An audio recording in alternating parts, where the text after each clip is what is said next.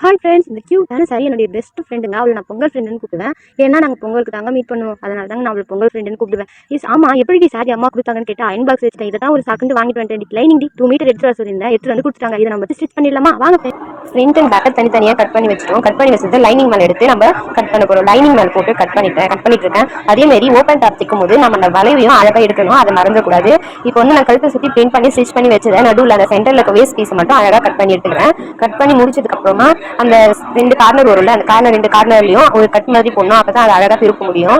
ஃபுல்லாத்தையும் நம்ம கட் பண்ணி எடுத்துட்டு சுற்றி அழகாக கட் பண்ணி விட்டுணும். கட் பண்ண பீஸை திருப்பி அழகாக ஒரு ஸ்டிச் போடணும். சுற்றி கழுத்தை சுற்றி அந்த ஸ்டிச்சஸ் இருக்கணும். அப்படி நம்ம சுற்றி போடும்போது அழகாக இருக்கும். சுடிதார் பொறுத்தவரையும் கழுத்து அழகாக நீட்டாக இருக்கணும். அப்போ தான் அது வந்து பார்க்க ஒரு லுக்காக அழகாக தெரியும். இப்போ பொறுமையாக மொத்த ஸ்டிச்சும் போட்டு முடிச்சுட்டு அந்த இடத்துல சென்டர்ல ஒரு குத்தி அதுக்கப்புறமா நம்ம கழுத்தை திருப்பணும். அப்பதான் அந்த பா ஷேப் அழகா திரும்பும். நம்ம அப்படியே தைச்சோம்னா ஒரு மாதிரி முறுக்குலாம் வரும். அதனால ஒரு குத்தி ஒரு குத்திட்டு அதுக்கப்புறமா திருப்பி ஸ்டிச் பண்ண ஆரம்பிக்கணும். இந்த மாதிரி பொறுமையா ஸ்டிச் பண்ணணும். கழுத்தை ஒரு தூரம் கொஞ்சம் கொஞ்சமா ஸ்டிச் பண்ணணும். ஏன்னா கழுத்து ஸ்டிச் பண்ணும்போது அவசரப்பட்டு ஃபீடா ஸ்டிச் பண்ணா ஃபுல்லாவே ஒரு லுக்கே இருக்காது, நீட்டாவும் இருக்காது. இந்த மாதிரி அழகா ஸ்டிச் பண்ணி முடிச்சதுக்கு அப்புறமா இதே மாதிரி ஃப்ரண்ட்லயும் பேக்லயும் ரெண்டுத்தையுமே ஸ்டிச் செம்ம நீட்டாக இருக்கு பாருங்க. இதே மாதிரி நீட்டாக ஸ்டிச் பண்ணணும். அப்போ தான் அழகாக தெரியும்.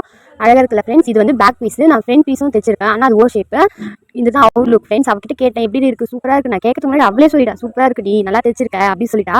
அப்பா இதுக்கு தானே நம்ம இவ்வளோ கஷ்டப்பட்டோம். இந்த மாதிரி இருந்துச்சுங்க, நல்லா இருந்துச்சுன்னு சொல்லி அவன் இடத்த நம்பி ஆரம்பிக்கல, அவனை நம்பி ஆரம்பிச்சிருக்கான். ஒருத்தன் நினைச்சா தன் திறமையால ஒரு லேண்ட்மார்க்கே மாற்ற முடியுன்றதுக்கு அது உதாரணம். ஒரு பொருள் அங்க மட்டும்